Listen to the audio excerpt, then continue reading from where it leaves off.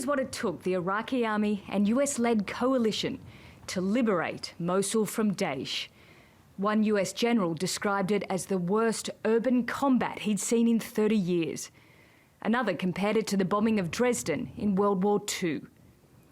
In the centre, the 850-year-old Al-Nouri Mosque, Daesh blew it up as Iraqi troops closed in.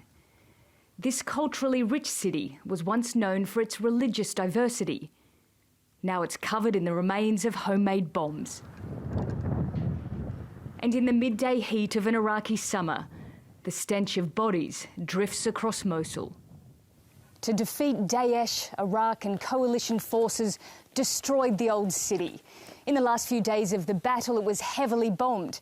And human rights groups say that buried under the rubble are hundreds, if not thousands of civilians. Salem Hadi Salah is the head of a local council. He says he can afford to leave Iraq for good, but will stay and rebuild. This feeling makes me cry. It makes even the stones cry.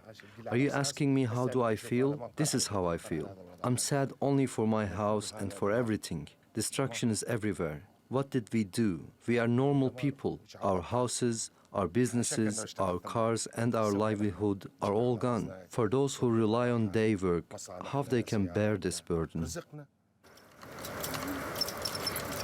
There were 800 families in this neighbourhood. About 50 have returned, including this brother and sister. They've come back because they can't afford to rent any longer, even though there's no electricity or water. One street away, another family is moving out. The memories here are too painful. My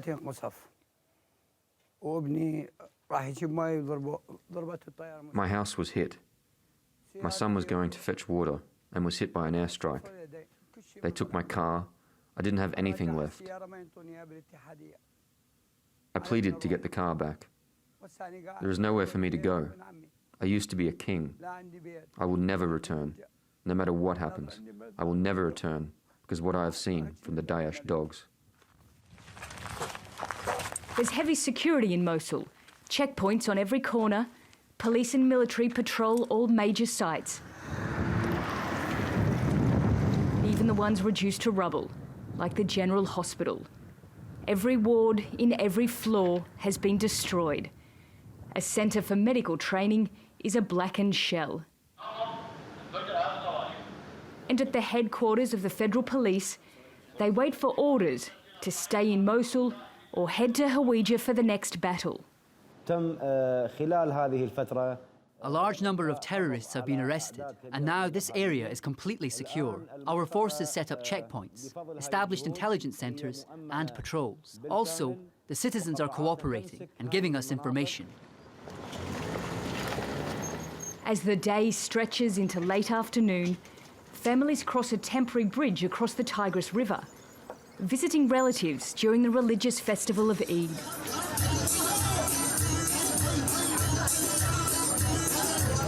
In East Mosul, there's a different vibe. It was freed 6 months ago, and life is coming back. Fahed Saba is an unemployed engineering graduate and father of twin boys. This week he's organising a literature festival at the heavily bombed Mosul University. After the liberation, people tried to forget all the bitter memories of living through this catastrophe with Daesh. They're trying to start a new life with new attitudes. People are now free to socialise. They're trying to be happy, to visit coffee houses and play games. But there's a huge stain of sadness in every person. They saw the horror of killings, war, torture, and all the things you imagine. And behind the hope, for some, there is fear that under the right conditions, another savage ideology could take root again. Nicole Johnston, TRT World, Mosul, Northern Iraq.